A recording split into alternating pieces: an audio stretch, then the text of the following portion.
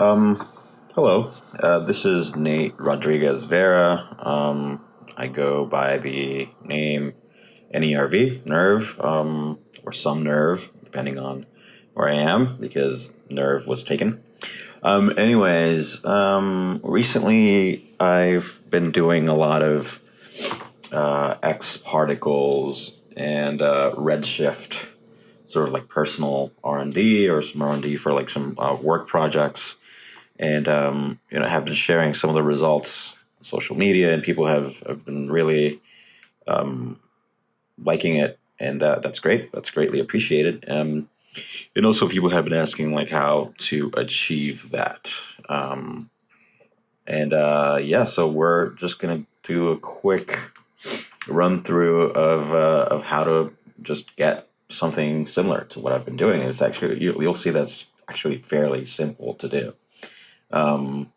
So let's just jump right into it. So here's my Cinema 4D scene. It's just a blank scene, not much going on. Let's get started with adding a plane. Okay. So what you're going to see, like, if you've been looking at some of these pieces, what you see is usually just something that's kind of like sort of top down, and things happening in kind of like a square, or just 1080 1920 by 1080 kind of like aspect ratio. But let's start with just like a square plane, okay?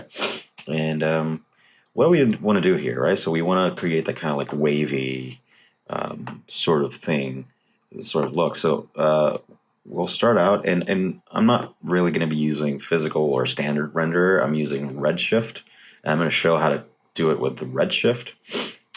So things might vary depending on what your render preference is. So hopefully you can still follow and things translate well. But regardless, the first material that we create is completely unrelated to the rendering engine. So whether you're using Redshift or Cycles or Octane, it doesn't matter. We're just going to start out with like a standard Cinema 4D material, and we're going to throw it onto this plane here. And the reasons why are going to start becoming apparent as we go. So what I'm going to do is, when I go into this material, I'm going to go into the basic tab. I'm going to turn off reflectance. I don't need that. So I can either use the color or luminance channel. It's up to you. It makes no difference to me. So I'm just going to leave it on color. It makes no difference, like in this case. So I'm going to leave it on color. So I'm going to go into the color channel, and here's where you have a number of options. You can either choose, say, like a video texture, or any sort of like moving texture for that matter. In that case, just to make it easy, it's just immediate. I'm going to just go into a noise. Okay. And if I hit play, you'll see that nothing's happening, because I have to first go in here and click on animate preview. Okay. So if I do that now, well, nothing's happening because my noise is still not animated. Okay. So again, I went into the noise here. And this is probably familiar to you if you've used any of Cinema 4D's noises. You have a plethora of different noise patterns to choose from, and all these options to make them look however you want them to look. So for starters, let's just change the animation speed so we can see our noise moving around. And I'm going to change the texture space to UV. And it's moving. Let me see. Editor. I did not check it. But now, yes, now you can see that it's moving. Okay. Also, all well and good. We probably don't want to use like the default noise or purling noise, whatever you want to call it. We want to use something a little more interesting than that. So let's dig through a few of them. Let's look at gaseous, and that looks kind of cool.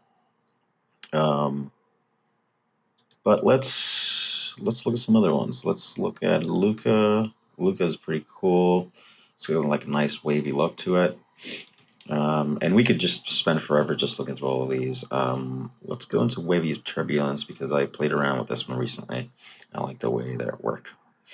And that's already looking pretty cool. So let me just crank up the scale to maybe 200. Yeah, that seems about right. So that's looking good. And let's maybe let's just up the contrast a little bit so there's a little bit more separation between the dark and the light. And that looks good. We could also play around with the cycles if we wanted to. But I think let's just leave it the way it is. I think I like that better.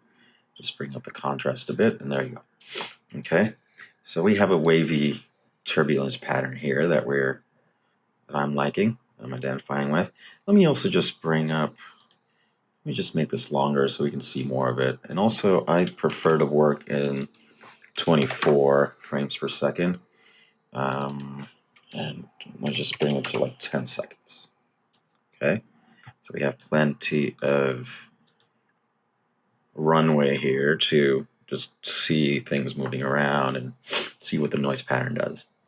So, okay. So where are we getting at with this? So basically, we want to use this noise to affect particles. And that's what's going to give us like that nice, like swirly kind of like pattern going on. Okay. So I'm going to go into the X particles menu and I'm going to create an X particle system.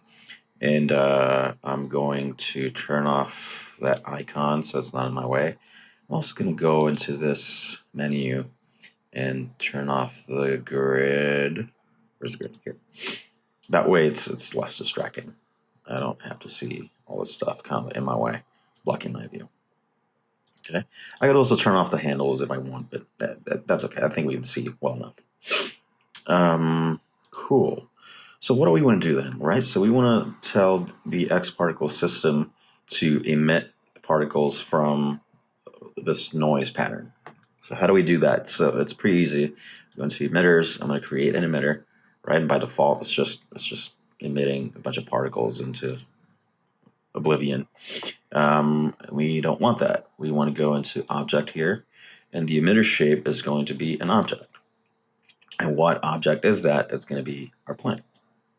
Okay, so if I go back and hit play, you'll see that now the particles are coming up from the plane, and that's all well and good. But it's not exactly what I want it to do, right? I want it to emit from our texture, and this is where this material comes into play.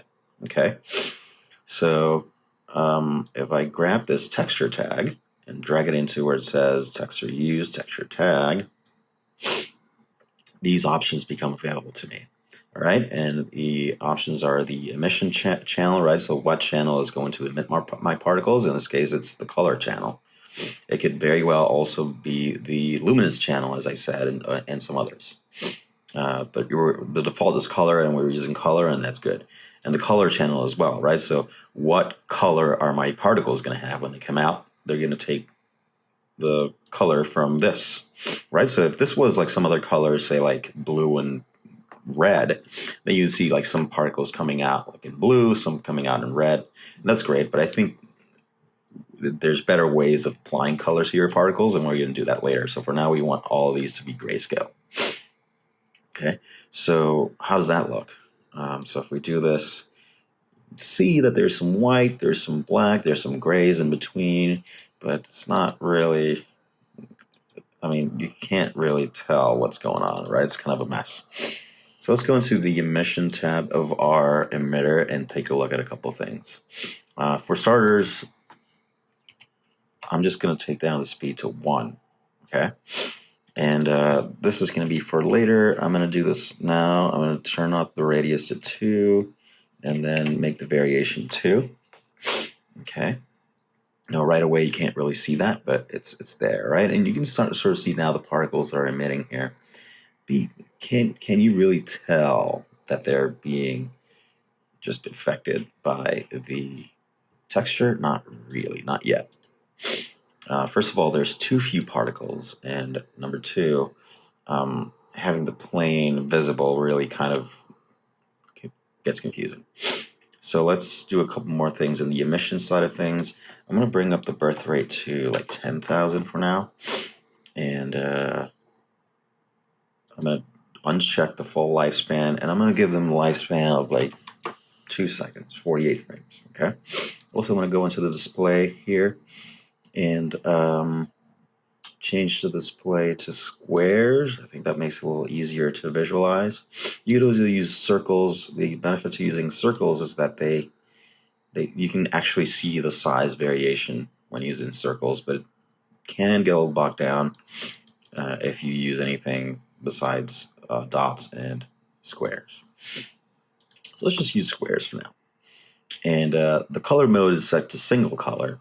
Now, what that means, as you see, you're not going to be seeing these green particles, even though you see the color single color here, because like the particles are already taking the color from your texture. Okay. So at this point, this single color thing is being ignored. Now you could go into again here and say color channel none if you want to say like apply your own little color gradient here based on like parameters or like a random thing. But for the purposes of this, you actually want to leave this on. So again, we'll do this. And cool, so you can already start seeing how the texture is affecting the particles. There's going to be like a little bit of like a delay because like, the particles get affected and then like the previously emitted particles have to die out first, right? So it's kind of a bit of a trail. But again, that's not going to matter because in the end, we don't really need to see our plane, okay? So I'm also going to hide it from render, so that way you don't see it in the editor, you don't see it in the renderer. At this point, you kind of don't really need to see it, unless you want to do like go back and like change up the noise pattern in some other way, and you really want to be able to see what's going on. All right, so you can sort of see it here. It's like lacking detail because it's still not that many particles. So right now we have like 10,000 particles per second. Like in the end, we're going to be doing like at least 1 million. But we can bring it up to like 100,000, and you can start seeing some of the detail here. It starts looking pretty cool. One other thing that I want to do, actually, I do want to jump back into our noise pattern here, because I don't necessarily want them to be black because that's going to leave a bunch of gaps everywhere. So I'm going to bring this up to maybe like 40%. Okay. So that's going to create more of like a dark gray to light gray gradient here. And of course I can bring up the contrast a little bit. So there's, you can see a little bit better. You can appreciate it a little bit more, or I can bring down the contrast and maybe just bring the low clip up a little bit so you can see more of that dark gray. Okay, so this is where you can just color correct to your heart's content, and you can get different looks. It's going to be up to you. But yeah, let's just say this is the basis of what we're trying to do here. Okay, so that looks cool. I'm gonna actually do this too. I want to give it a little bit more detail. Cool. So this is already starting to look cool. You can see the particles being affected, but there's not a lot of action besides what's going on the surface. So you want to keep this going. Okay. So this is where we're going to jump in with a few X particles modifiers. So let's go into this guy here, and I'm going to choose motion modifiers, and I'm going to add a speed modifier. The speed modifier, obviously, it just affects speed in different ways for your particles. So right now it's set to incremental, which means that it's just going to incrementally bring them up by like 150. I don't want to do that. I want to just set like an absolute speed. I'll bring it down a bit. I'm going to say like 80.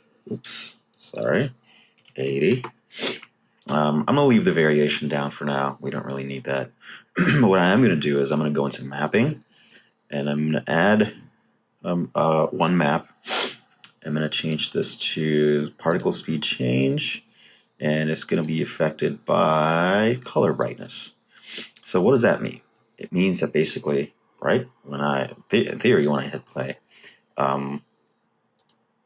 the brighter colors, as you can see, so the whites and the lighter grays, are going to give the particles more speed, and the darker color as well, the particles are going to be slower, right? So you see something like this, right? It's basically just like a three-dimensional, almost like a 3D look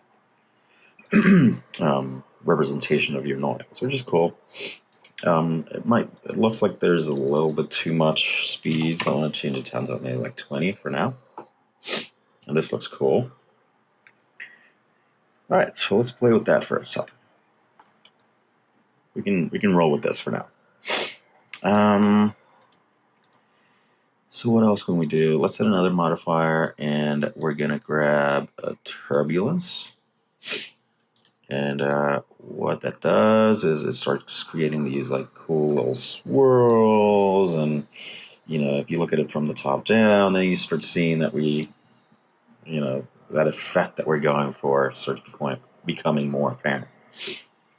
So this is cool.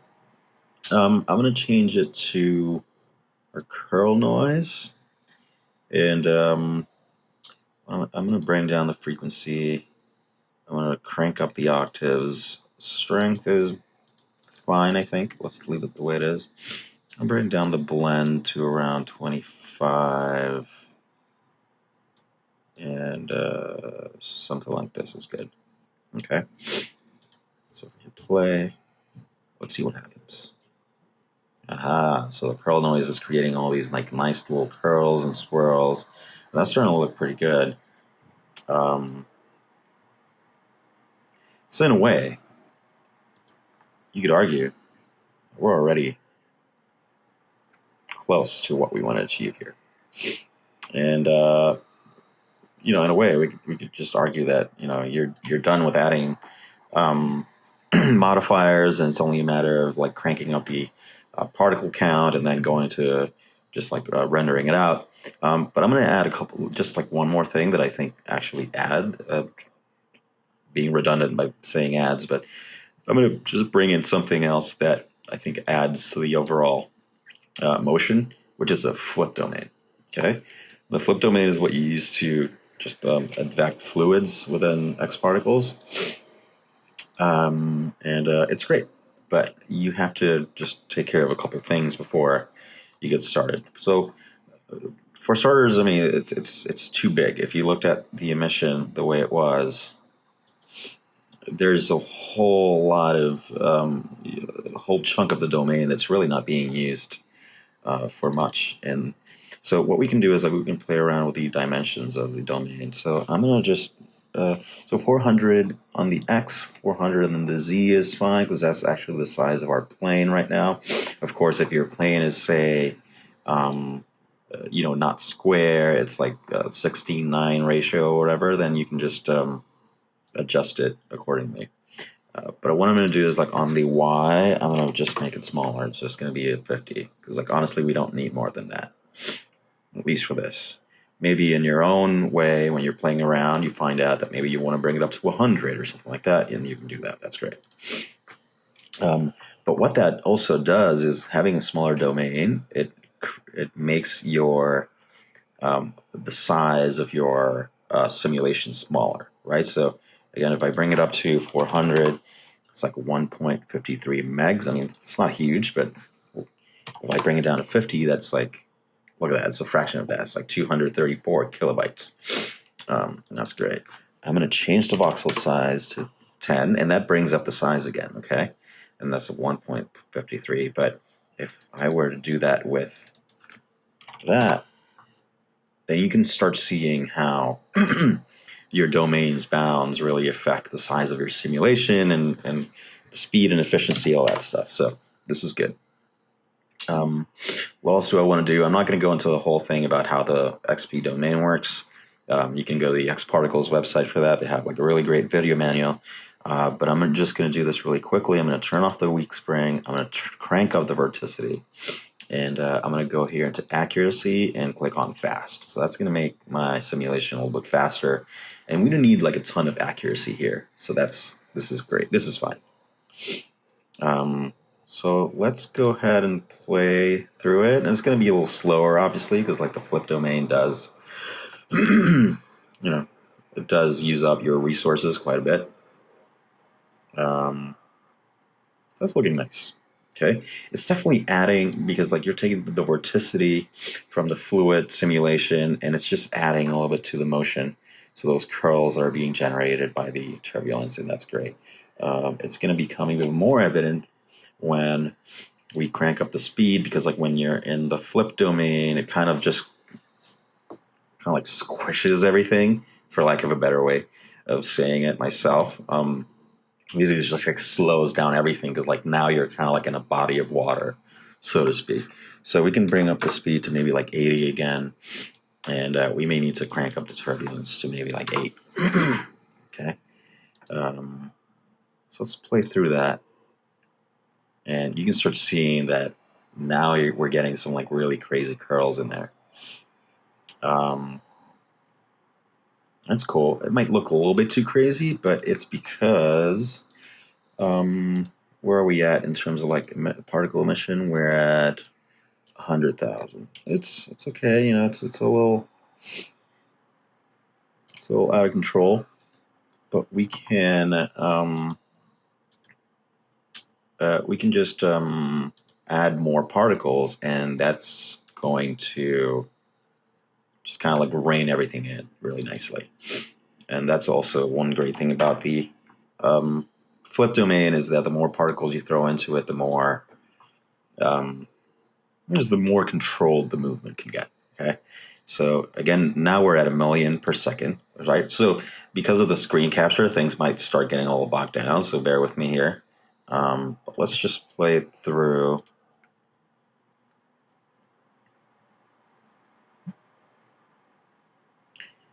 And let's have a little patience with it.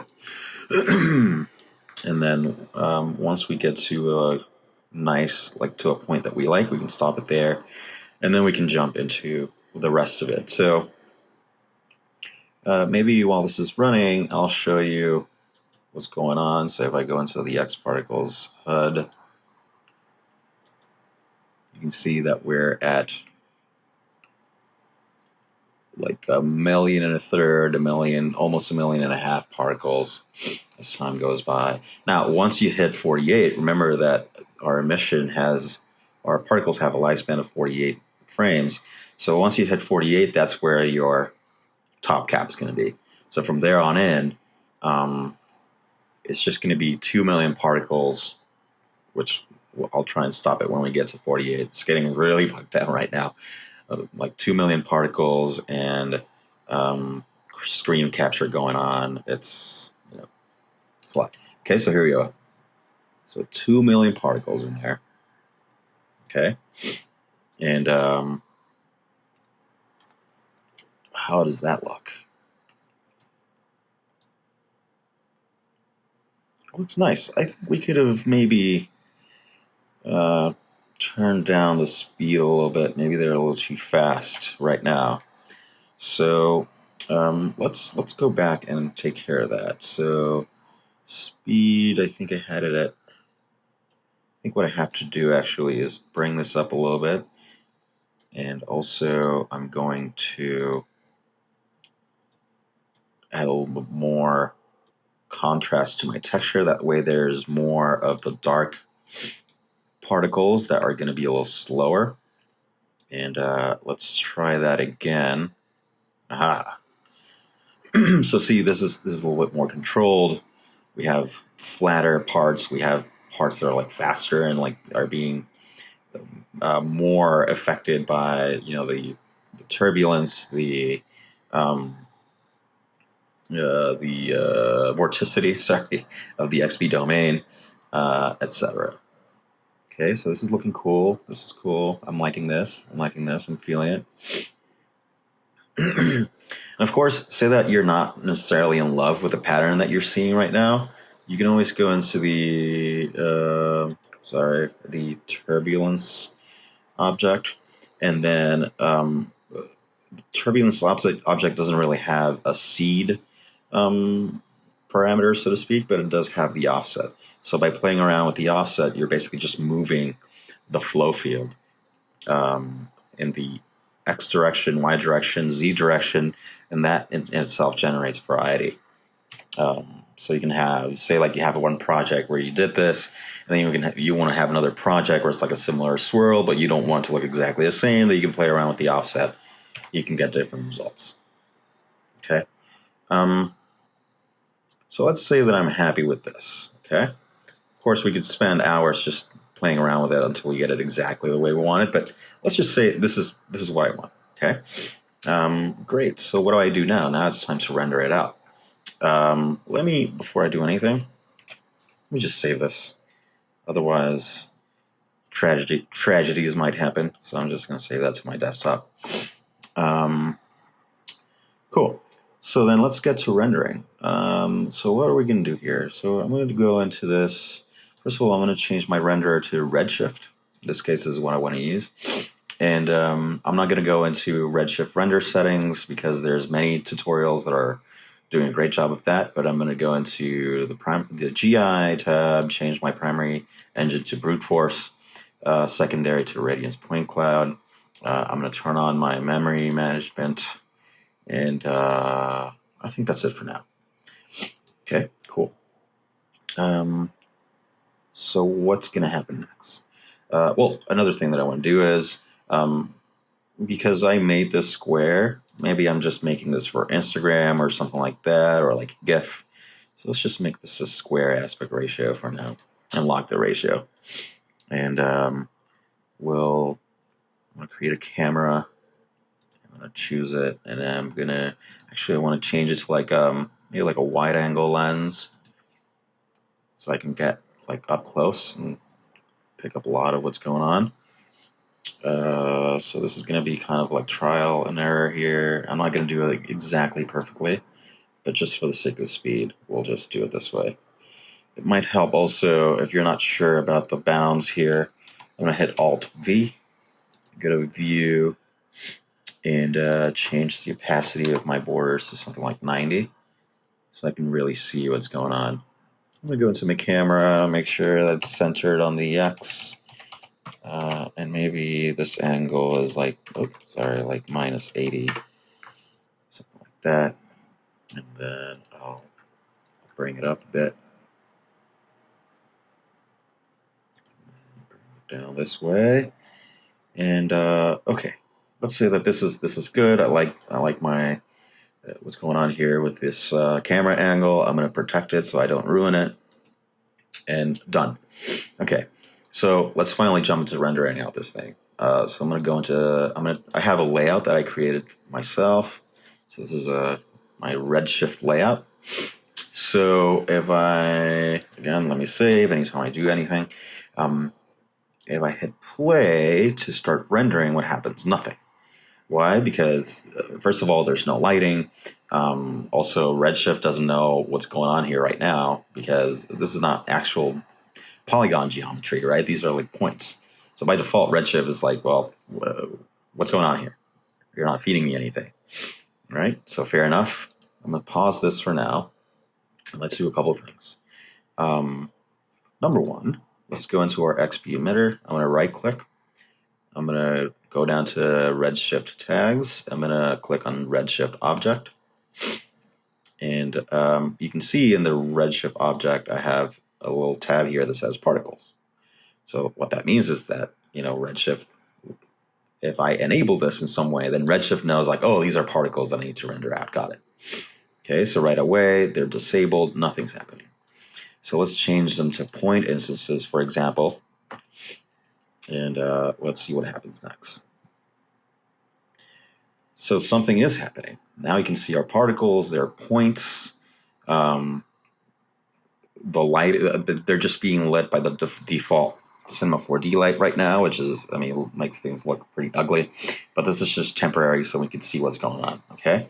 And, the only options that you really have here are, you can, at least for the instance ones, is basically just scale. Right, so let's take down the scale a little bit. Like, this is cool. It kind of looks like these little globes or like sequins or whatever, but let's change it down to maybe like 0.25. Okay, and bear with me as this calculates. 2 million particles plus screen capture is not really helping matters. But okay, so here we go. This is actually looking cool and very close to what we see on the left side. Let's say instead of points, I want to use spheres. Okay. So now you can start seeing it's like all more diffused. You can see like the highlights. You can see the shadows. It's more like a grainy look, which is what we want to go for in this case. But you can do like all sorts of different ones. Sphere instances is the same as spheres as far as I can tell. There might be some kind of like benefit to it, but I can't tell what it is right now. So my apologies. But yeah, you can do like quads if you want to do something more like sort of pixely, which is something I did recently in some of my projects. It can be cool if you want to go for that. But again, and also you could do custom objects, right? So you could take like pyramids or cubes or, you know, like some actual like model of a tree or something and drop it in there. You may want to use like proxies for that, which I'm not going to go into, but it's something that's available to you.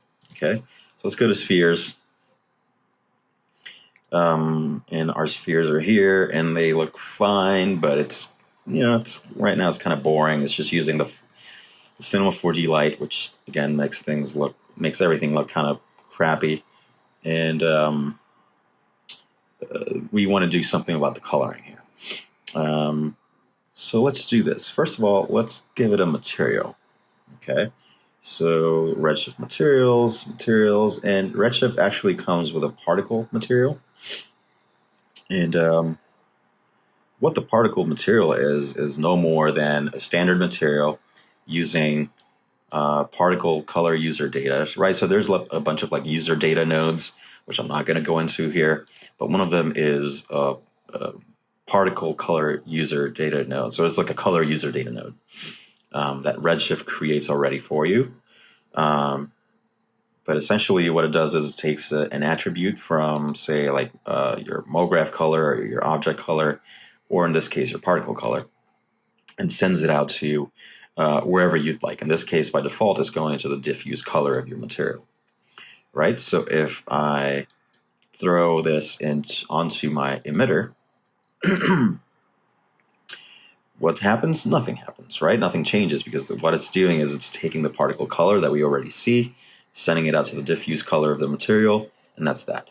Now, if we were to disconnect this, you would see then that all of our particles just have the default gray material color.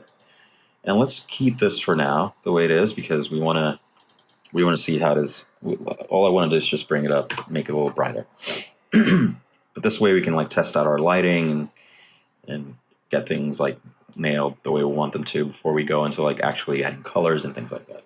Okay, so here are our particles. They're all kind of like, you know, just light gray, looking really flat and just boring and not much going on. So let's throw some light into this. I'm going to be quick and I'm just going to throw in a dome light. So whenever you throw a Redshift light into a scene, it replaces the default Cinema 4D light. So you already start seeing like, oh, this is looking a lot nicer. Still flat and boring because basically all it's using right now it's just let me just disable these. It's basically just a straight white dome light. So all you see is really just like the ambient occlusion, and not much else. Okay. So here's where we have a couple options. We can go and like choose an image for our dome light, or I really like HDRI Link. I think it's a great little plugin, so I'm going to use that instead. So right now what I did is like right clicked, went down to my tags here, added an HDRI Link tag, and nothing really happened because I have to do a couple things before this actually takes effect. So the first thing I'm going to do is I'm going to launch the HDRI Link browser. Yes, it's good that I was using this before, so it just jumped to my Pro Studios Metal, but I can choose like any of the other packs. Scroll down and maybe pick this one. This one's the one that I've used recently and I like it. And again, nothing's happened. And bear with me. I'm just doing a little bit of maintenance before I like click that switch that finally makes everything light up. I'm going to go into advanced. I'm going to hit preview. That way the HDRI textures load faster. And the final step is I'm going to go into my dome light, click on the dome map parameter here, and drag it onto the HDRI link tag. And look at that. Now that's starting to look nice. Okay. Now we have some like nice lighting. You can see that if I unclip my camera and go away, basically the HDRI link is just lighting my whole scene. Let me just save, by the way. And yeah, everything's great. And of course I can go into my dome light here and I can change the rotation, right? So it can be lighting from another angle. Right, this is where you can just like play around until you get exactly the look you want. I actually kind of liked the default angle, so I'm gonna keep it like that. And I'm gonna click on my camera again, and here we go. Okay, so what next? So let's actually start throwing some color into this thing, huh? So let's go into our shader graph. And again, our particle color user data is not connected. I'm just going to throw it into this guy again so we can see what's going on. Maybe we just need to refresh that because I don't think that took. And okay, it's not exactly obvious because it's still like a grayscale thing, so it's hard to tell like what is the color, what is coming from the shadows, right? So this is where we are going to start playing around with my friend, the ramp node. All right, so what do we do with this guy? So the ramp node is a ramp. It's a color gradient, basically, right? So by default, it goes from black to white, and by default, it's like UV mapped. However, if we change the source to alternate, and we feed something like this into it, then cool things start to happen. Now, before I pipe this into the diffuse color, let's actually add some colors here. For this, I'm actually going to pause the IPR. It's just everything's just getting so bogged down from the screen cap that it's just better to work while this is paused. So I'm just going to pick some random colors. So let's say like a purple-ish type thing, and let me throw like a dark gray in here too, just for the hell of it. And let's do like a pink, like a reddish pink type thing. And let's do a green, a minty green. And again, you can just choose whatever colors you want here. And I'm just going to do like a cyan thing here. And then maybe like an orange type thing. And maybe let me just throw like some light grays into this, like so. And let's start out with that. How about that? All right, so let's pipe this into the diffuse color. And let's see what happens. So I hit play on my IPR. And look at that. Colors. Color swirls. So that's looking cool. And I was just throwing random colors at it, and it kind of worked out. But of course, I can go a little bit deeper into. And let me just get this out of the way. I'm just going to click on this and keep working on it here. It's a little easier for me to see what's going on. So what do we want to do? Maybe just bring in a little bit more of this. Let me see. This is at 40, so let me just bring this to like 30. I think this is going to be quicker to just like input the numbers that way. Oops, sorry.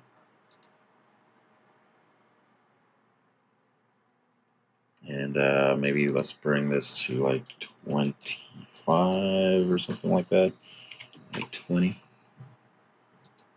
And maybe bring our dark gray to like 15. So it's actually present. So again, what's going on is this ramp is taking all that particle color data and turning it into, colors. Let's just redo this, reload. There you go. You can start seeing some of the black seeping in. So again, this is one of those things. Actually, you can turn this off, and you can tweak to your heart's content until you get just the right colors you want. And as it doesn't have to be smooth knots, it can also be like a hard clamped kind of gradient, and that can also look cool. Actually, that does look pretty cool. I actually kind of like that. I'm only keep it like that. Okay, and there's a lot of other things that you can do. I don't know that we're going to have the time for it, but we could go into the shader graph and say bring in another. Sorry, sometimes that happens, especially when I'm doing a screen cap. I could say feed this ramp into, say, the emission color.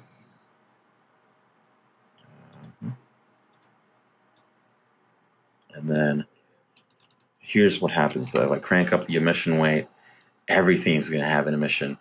And unfortunately, for some reason, I can't really feed, say, like a ramp or something like that into the emission weight. I wish I could, but there's a workaround for that. Okay. So I'm going to take a color mix node. And so what the color mix does is input 1, input 2, and then it's going to mix the amount based on some kind of parameter. So what I'm going to do is I'm going to mix it with based on my particle color use data, right? So the darker ones are going to take input 1, the lighter ones are going to take input 2, and then into input 2, I'm going to feed my colorful rainbow ramp here. And input 1, I'm going to make sure that it's 0, right? So again, what's happening? So 0 means no emission, and then input 2 means the emission is just this color. Okay? Makes sense? Cool.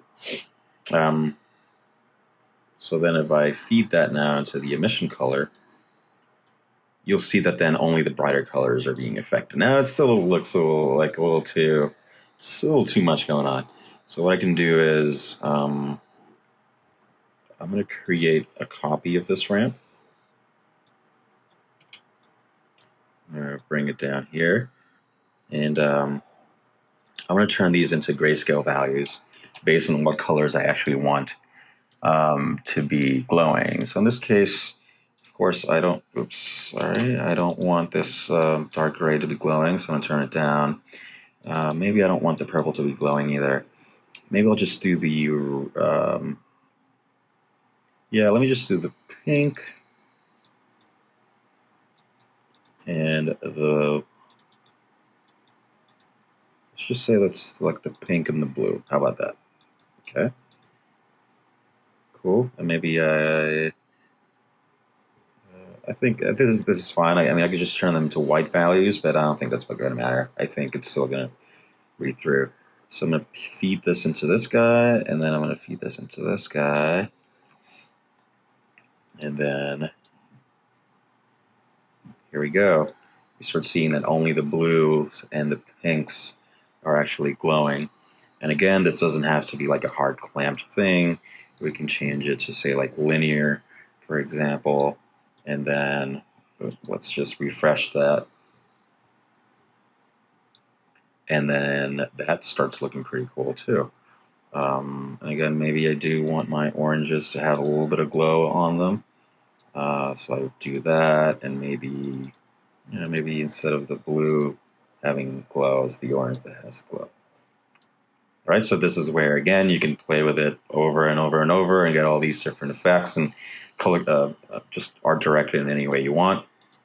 Finally, to add a finishing touch, I can go into my camera here, and I'm going to choose a focal distance. I'm going to straight up just choose let's see, something around here, right? I kind of wanted to focus on the surface. And I'm choosing the dark ones because, of course, the dark colors are the closest ones to the surface. Okay, so I'm close to the surface. I'm focusing mostly on that, and then I'm gonna right-click on my camera, Redshift tag, Redshift camera. I'm gonna enable the bokeh, whatever. And right off the bat, you don't really see anything, but if I start bringing it up, maybe to like 10, you start seeing kind of like nice little depth of field blur that makes it look a little bit more macro, a little bit more miniature. I could keep going, like really crank it up if I want to make it like super macro. And then I can play around with like the blade count. If I want to make it like some hexagonal blades, I could. There's so many particles in here that it's probably not going to make a huge difference, but it's an option. And that's looking kind of cool already. What else can we do? We can play around with the tone mapping settings and all that stuff. We're going to leave that alone. I think that's it. Of course, this is what we're seeing in a still, but at least you see how we've built it up to this point. The next thing that you would want to do is, let's say that we're happy with how this looks. We're ready to render it out as an animation. What you want to do then is I'm going to pause my IPR. I'm going to save again because this is a smart thing to do. And then I go into my render settings, and then first of all, my output. I was working at 24 frames per second. I want to keep it that way. I want to render out all my frames, and then I'll play around with my Redshift settings until I get exactly what I need. At that point, I probably want to turn on bucket mode so I see exactly what kind of quality I'm getting. So let's prepare my scene again. Right now it's in progressive, but I want to go into bucket mode. Okay, that's going to show me exactly what's going on in terms of my quality, right? So if I left it the way it is, it's going to look really noisy like this. Okay. But if I start playing around with, for example, my GI, so instead of like that, I'm going to turn it up to like 128. That's going to make some difference. It's going to start looking better.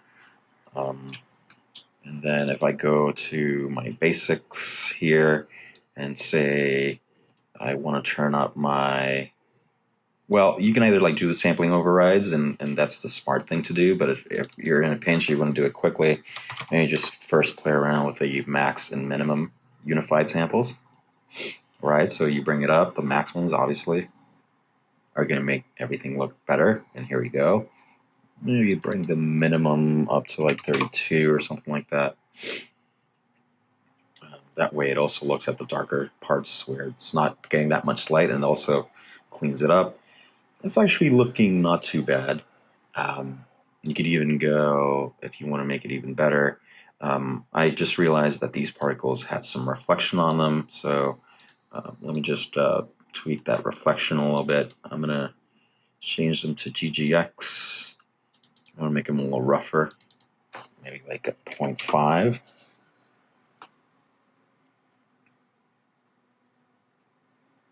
And oh yeah, that's looking good. I like that a lot. And I can come in here, maybe like override the reflection so that's a little bit cleaner still. And then maybe the light itself, just make it like 256 or something like that. And let's see, that's looking pretty clean to me.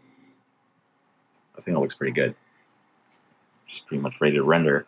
One last thing that I like to do is I want to go into motion blur, and I want to enable motion blur. Redshift does support motion blur for X particles. What it doesn't support is motion blur for the X particles skinner, which is a little bit of a shame, but frankly, none of the third-party renderers work with the XP skinner in terms of, I mean, you can render it out, but not with motion blur. Motion blur just doesn't affect it at all. Deformation blur in this case doesn't really make a difference. We just want to do motion blur based on position and rotation. And The default is pretty much fine, like frame durations, shutter start, shutter end. I'm just going to turn on the shutter efficiency down a bit. Okay. And that's it pretty much in terms of like having it ready to render.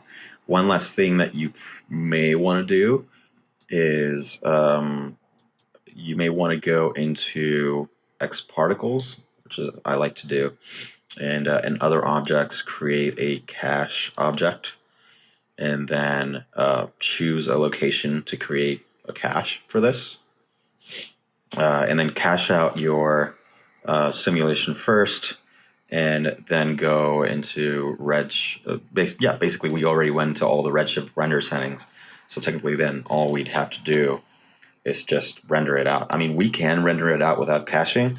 I found that it's a little bit slower that way. So yeah, and of course, I'm not going to try and render it out while we're doing this tutorial. It kind of just doesn't make sense. It's going to take too long. Probably with the settings that I have on it, at peak, Redshift is still like super fast. At peak, it might be like a minute per frame, maybe a little bit less at the current resolution that we have, right? Normally, I actually like to do, if I'm doing a square one, I'll do 1080 by 1080. Of course, if it's not square, if I'm doing like a 16:9 ratio, then I'll do 1920 by 1080. But yeah. Cool. So that's it. Hopefully that gives us some insight into the process of creating these like cool little swirly abstract things. So yeah, I mean, I'm curious to see what you come up with. Drop me a line and show it off. You know, if you post it anywhere, just tag me in it, mention me, and yeah, that's it. All right. Thanks a lot for watching. Take care.